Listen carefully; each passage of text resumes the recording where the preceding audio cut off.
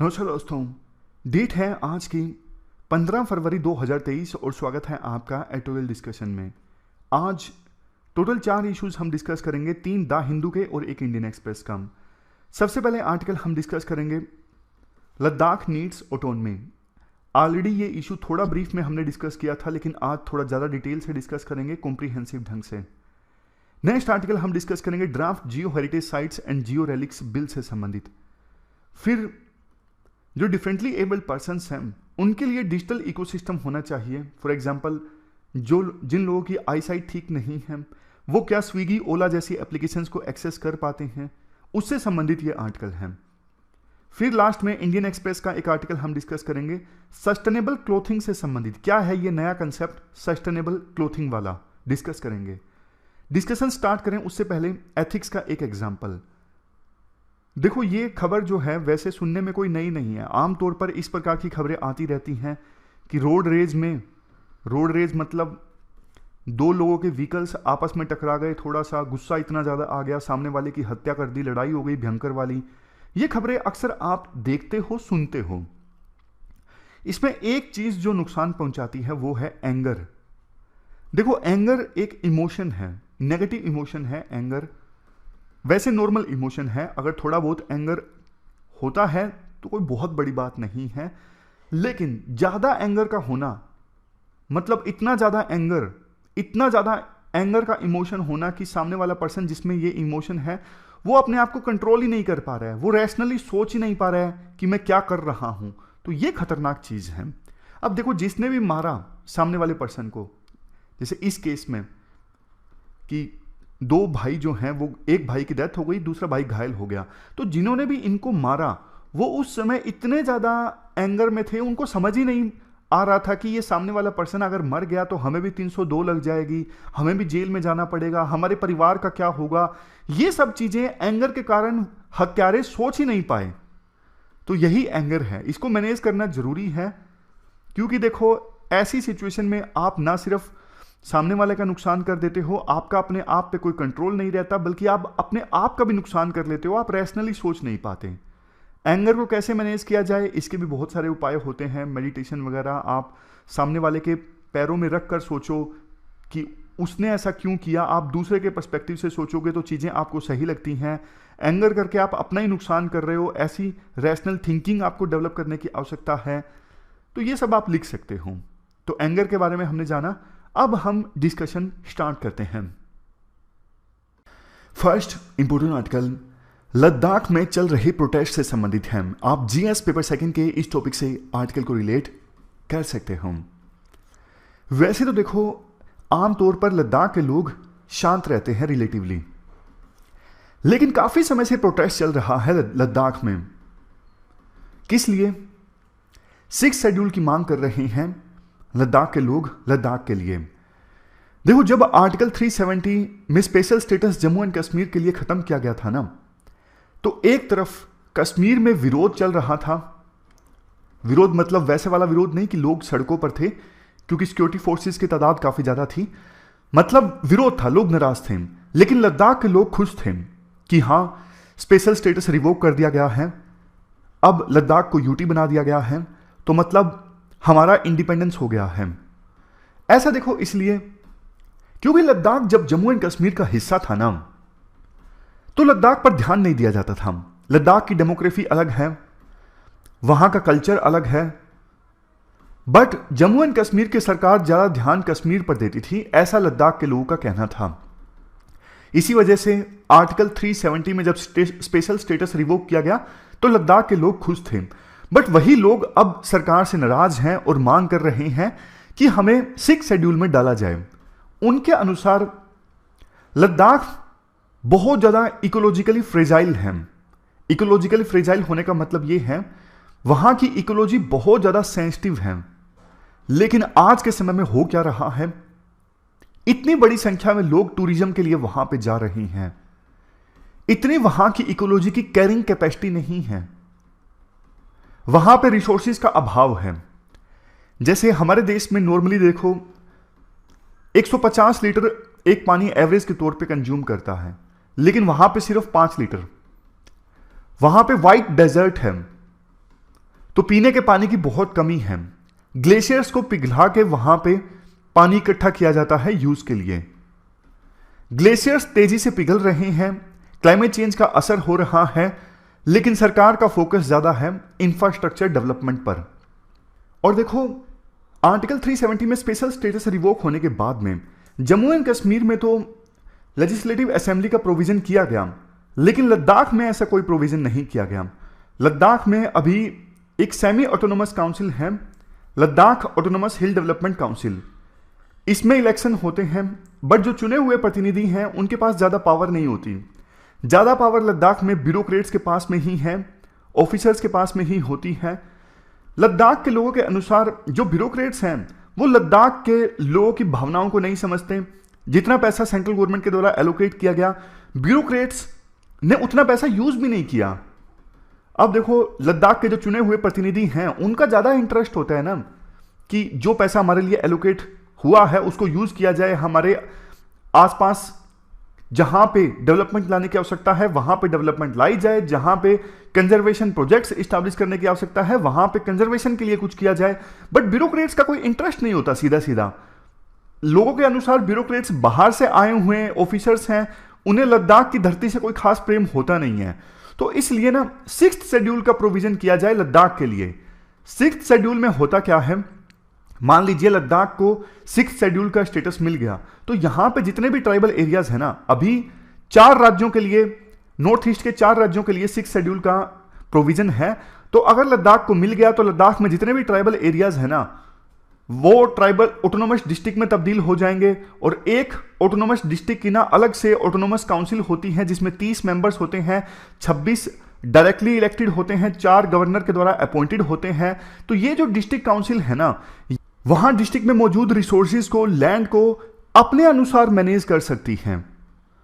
तो फिर इसमें ना 6th शेड्यूल में आने के बाद में सेंट्रल गवर्नमेंट का इंटरफेरेंस कम हो जाएगा लद्दाख में, और लद्दाख के जो लोग हैं खुद से अपने फैसले ले सकेंगे इन्हीं district council, autonomous district councils की बदौलत।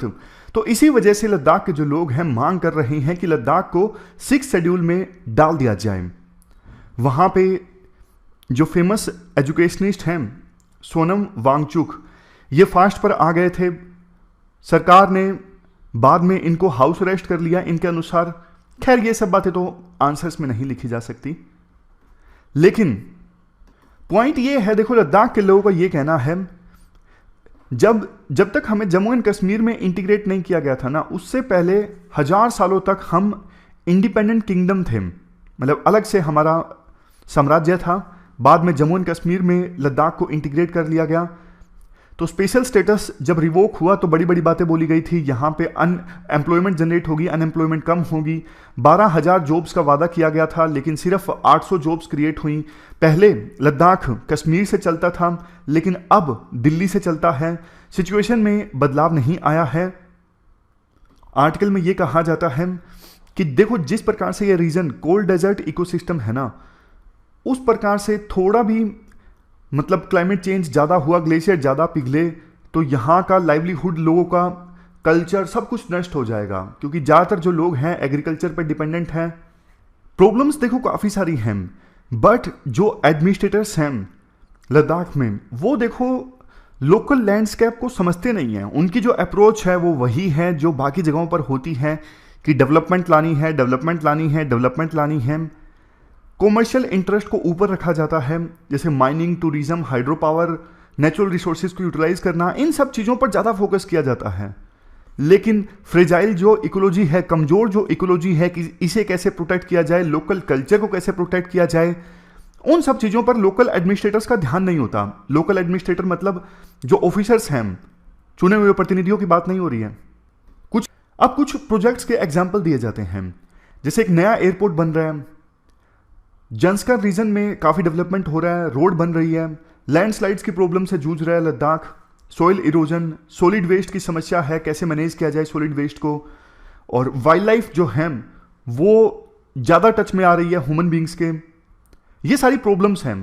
अब देखो, इस साल के बजट में मेगा सोलर प्रोजेक्ट्स अनाउंस किए गए लद्दाख में।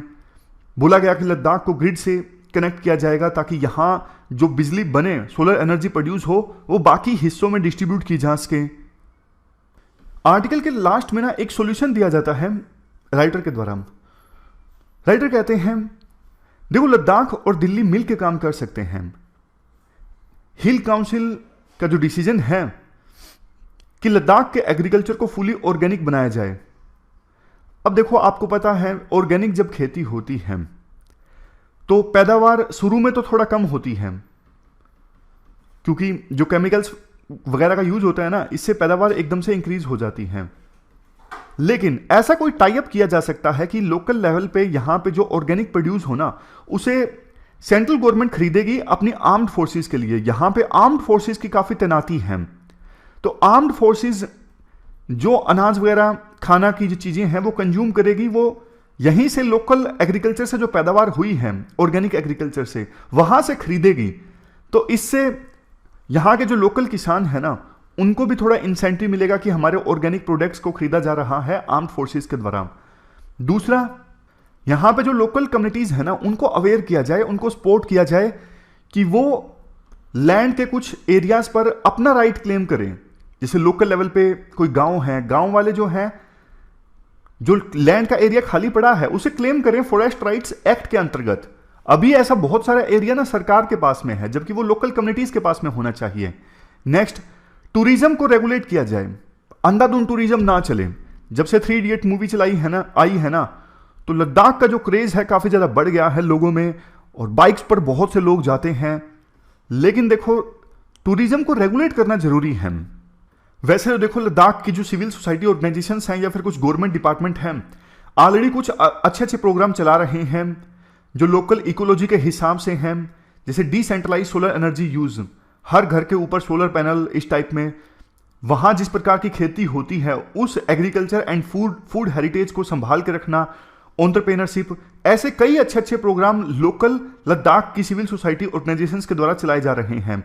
बट देखो सेंट्रल गवर्नमेंट को ना लोगों की जो डिमांड है रिप्रेजेंटेशन की उसे समझना होगा, ताकि सरकार में, सेंट्रल गवर्नमेंट में और लद्दाख के लोगों में जो अभी टकराव है उसे अवॉइड किया जा सके। ये पूरा आर्टिकल हमने डिस्कस किया। चलते हैं आगे।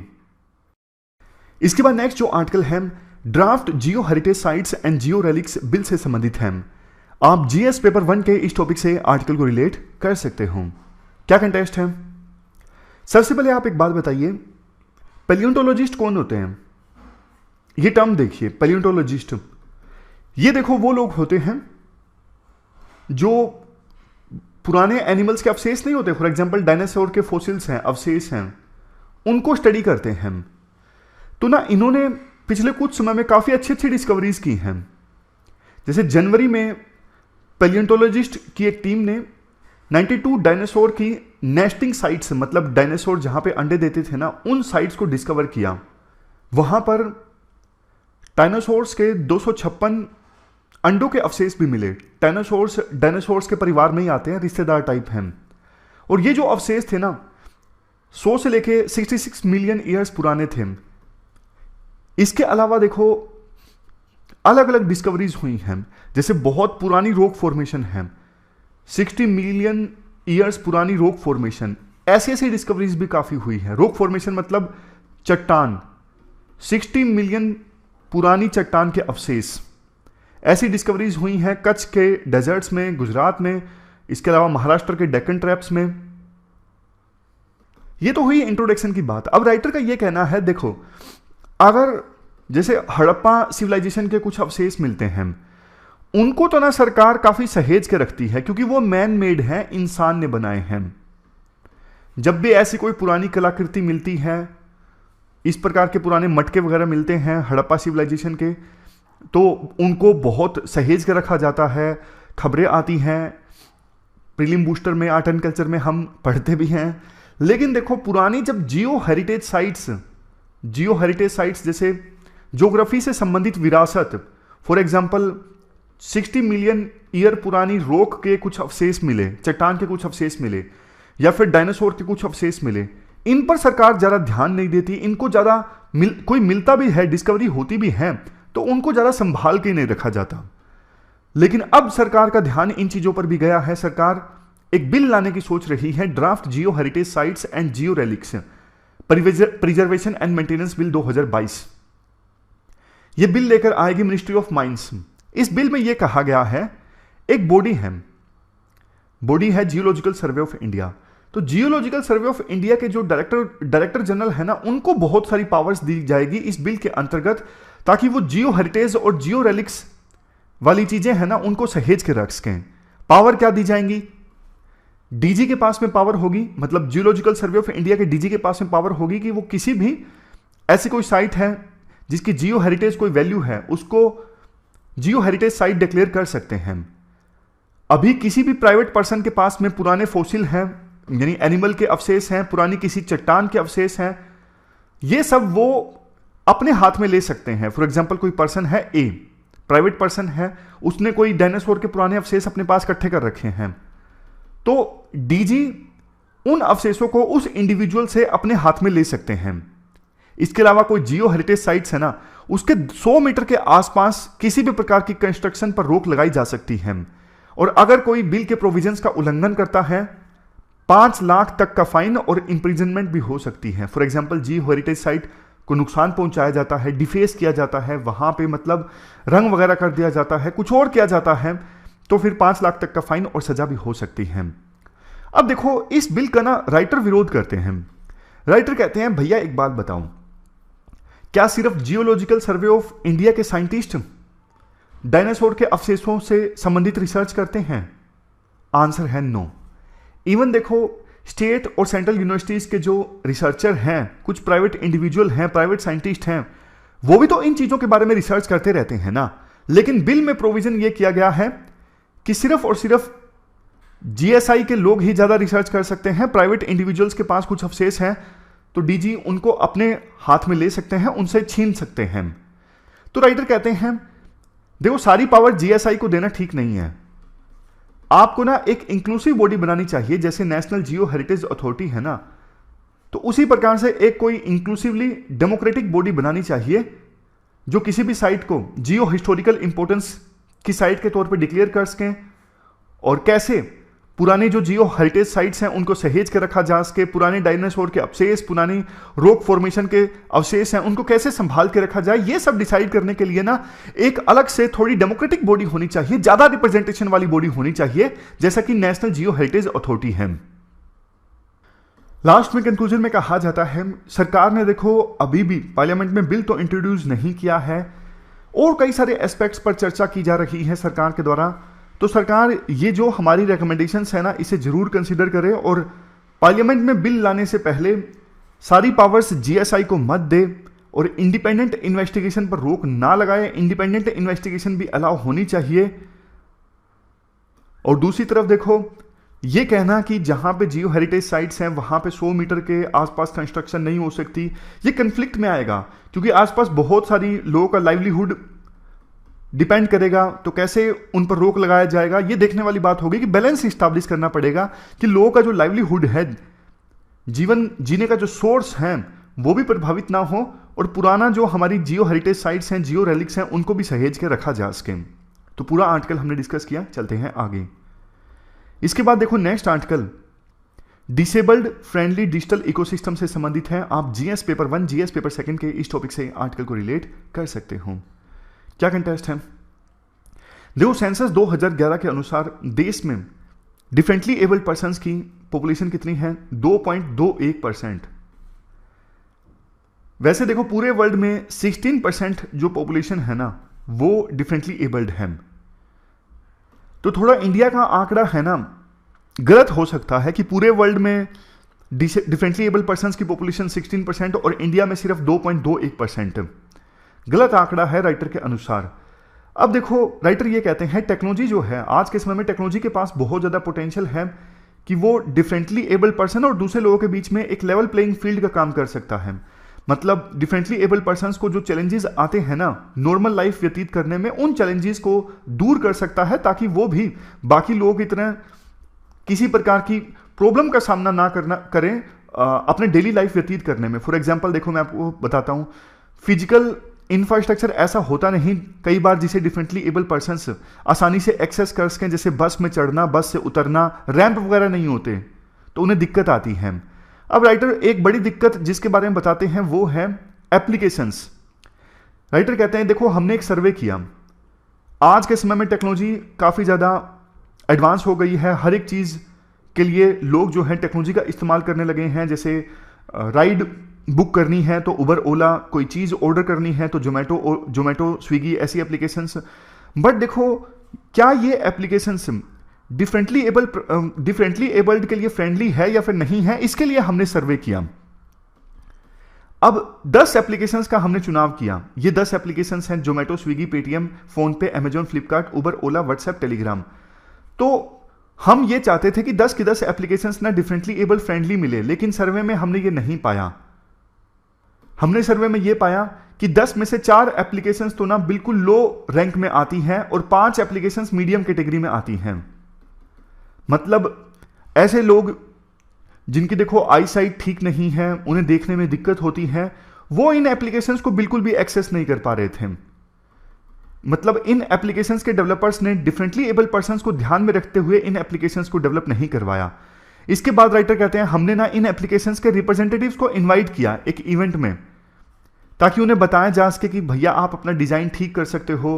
जो डिफरेंटली एबल पर्सन्स हैं वो क्या चाहते हैं आपकी एप्लीकेशन से, कैसे आपकी जो एप्लीकेशंस हैं उन्हें डिफरेंटली एबल फ्रेंडली बना सकते हो। लेकिन व्हाट्सएप के इनिशिएटिव आए जो रैंक में सबसे हाई थे, बाकी 9 एप्लीकेशंस के तो रिप्रेजेंटेटिव आए ही नहीं चर्चा करने के लिए। राइटर कहते हैं देखो, हमारा लक्ष्य ये बिल्कुल नहीं था कि उन एप्लीकेशंस के रिप्रेजेंटेटिव को बुला के रिपोर्ट सौंपना, रेटिंग देना कि देखो आपकी एप्लीकेशन से इनएक्सेसिबल है। हम तो सिर्फ एक डिस्कशन स्टार्ट करना चाहते थे कैसे एप्लीकेशंस को और ज़्यादा डिजिटली एक्सेसिबल बनाया जा सकता है। तो जो प्रोजेक्ट हमने चलाया उसके 2 फेज थे। पहले फेज में हमने एप्लीकेशंस की एक्सेसिबिलिटी को चेक किया कि कौन सी एप्लीकेशन को जो डिफरेंटली एबल पर्सन्स हैं आसानी से एक्सेस कर सकते हैं। दूसरे फेज में हमारा काम था कि सर्विस प्रोवाइडर्स के साथ मिलकर काम करना, उनकी हेल्प करना, ताकि वो अपनी एप्लीकेशंस का डिजाइन इस प्रकार से डेवलप कर सकें कि जो डिफरेंटली एबल पर्सन्स हैं उन्हें आसानी से एक्सेस कर सकें। तो मतलब हम उनकी हेल्प करते उनकी एप्लीकेशंस को और ज्यादा एक्सेसिबल बनाने में। बट देखो, सिर्फ व्हाट्सएप के रिप्रेजेंटेटिव आए और बाकी एप्लीकेशंस के रिप्रेजेंटेटिव नहीं आए हमारी मीटिंग में। तो इससे पता लगता है कि जो डिजिटल इकोसिस्टम है हमारे देश में अभी उतना डिफरेंटली एबल पर्सन्स के फ्रेंडली नहीं है। ज़्यादा अवेयरनेस की आवश्यकता है, ज़्यादा सेंसिटाइजेशन की आवश्यकता है। ऐसा ना हो कि टेक्नोलॉजी का ज़्यादा से ज़्यादा यूज़ हो, लेकिन एक बड़ा वर्ग डिफरेंटली एबल पर्सन्स की फॉर्म में उस टेक्नोलॉजी को यूज़ करने से ही वंचित हो जाएं। ऐसा नहीं होना चाहिए। फिर तो वो और ज़्यादा इंपावर होने के बजाय बल्कि और ज़्यादा पिछड़ जाएंगे, ऐसा राइटर का मानना है। देखो, सब कुछ जो भी डिजिटल है वो सबके लिए एक्सेसिबल होना चाहिए, ना कि कुछ ही लोगों के लिए। और इसके लिए ना सभी को मिलकर काम करना होगा, चाहे कोई गवर्नमेंट ऑर्गेनाइजेशन है, प्राइवेट ऑर्गेनाइजेशन है, सिविल सोसाइटी के लोग हैं, कोर्ट्स हैं, सरकारें हैं, सबको मिलकर काम करना होगा कि डिजिटल इकोसिस्टम हमारे देश में सबके लिए एक्सेसिबल हो। और इस आर्टिकल में फोकस था डिफरेंटली एबल पर्सन्स के लिए। इसके बाद नेक्स्ट आर्टिकल ना सस्टेनेबल क्लोथिंग से संबंधित है। आप जीएस पेपर 3 के इस टॉपिक से आर्टिकल को रिलेट कर सकते हो। क्वेश्चन देखो इनडायरेक्टली डायरेक्टली पूछा जा सकता है, या फिर आप एग्जाम्पल भी दे सकते हो सस्टेनेबल क्लोथिंग का। क्लाइमेट चेंज के बारे में कुछ लिखना हो तो सस्टेनेबल क्लोथिंग का एग्जाम्पल दीजिए। पोल्यूशन के बारे में कुछ लिखना हो तो सस्टेनेबल क्लोथिंग का एग्जाम्पल दीजिए। ये इश्यू सुर्खियों में इसलिए आया, प्रधानमंत्री मोदी ने अब जब वो संसद में आए थे ना, ब्लू कलर की एक जैकेट पहनी थी।